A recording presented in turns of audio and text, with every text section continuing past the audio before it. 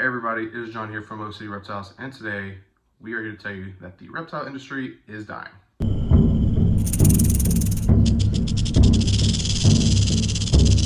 Welcome back to the channel, everybody. If you haven't already, please go subscribe and like this video if you do enjoy. I'm about 25 subscribers away from 200, and my goal is to hit 200 before the end of 2025. So if you could, definitely help me out, help me reach that goal, and we'll get right into the video. So recently, between Facebook groups, YouTube videos, reptile expos, I've heard that the reptile industry as a whole is dying. Okay, that cricket is going to start getting annoying. Now, I do believe that there is a slowdown within the industry today, but does that mean that it's dying, or is something greater coming out of the slowdown? The last really big, I would say, breakthrough within like the reptiles were, I would say, hog noses were a big thing because everybody found them cute, and then also people such as snake discovery took hognose to another level and really educated people on them. But before that, the thing that got the reptile community going and boom was ball pythons. With it having so many morphs and varieties that all these breeders are getting into and adding additional morphs over the years, and then it becoming such a high scaled animal, and I've seen ball pythons go for $15,000 to $20,000 at expos before. But that's a high point of the reptile community in this timeline. Right now, people would blame the slowdown as being, a product of the oversaturation of ball pythons and crested geckos, but I don't believe that's the main factor in this. I do see there being a mass production of crested geckos, ball pythons, and some more of the basic animals, but a lot of expos are trying to really work into adding variety into their expos and to what the vendors have on their tables. But I do believe that there is something in the works for the future years, and that this is just a little bit of a dipping point, but it's going to grow in the next couple years.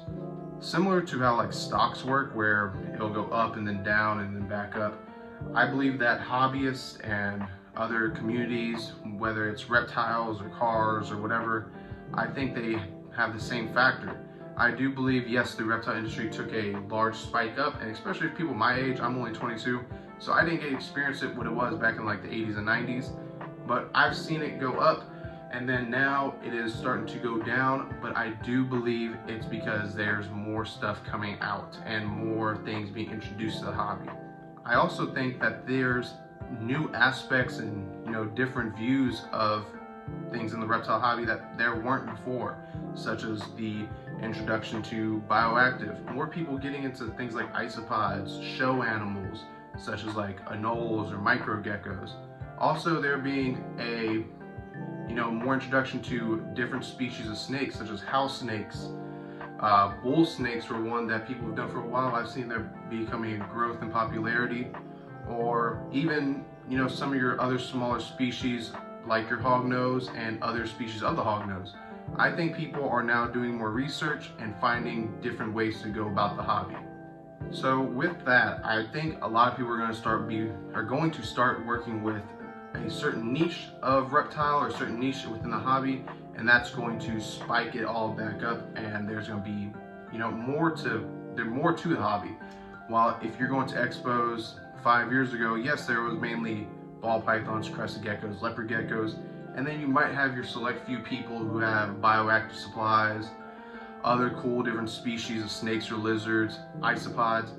But I think that is going to grow in popularity. When I go to reptile expos, and the few that I have been to this past year, I saw ball python breeders now introducing colubrids, or some are now starting to try to work with Australian pythons. And then some of the crested gecko breeders are doing the same aspect I took. They're now working with more varieties of geckos, whether it's now introducing new cow geckos, such as like chameleon geckos, or working with micro geckos. There is different aspects and more that you can add to your tables. So I think people are trying to now work within that and offer a variety to the consumers. Now, with the introduction to new species on the producers' tables, there's also a room for growth in the education portion of the hobby. Education is something that lacked at the past of this hobby, or if it was about like 20 years ago, not a lot of people were doing education purposes for the animals. It was more of like just provide them with the basics and everything will be good. But I do see a growth in the popularity for people wanting to provide more naturalistic habitats for their animals, and also just understand where these animals come from, how they act in the wild, and be able to mimic that in captivity. So with that, it opened a door for a lot of people to start making videos on YouTube, TikTok, or writing articles with about certain species. That's how we got introduced to this as a business. We were mainly education, and then we started doing parties, and then we always had animals breeding, but the main part that got us growing was the education portion.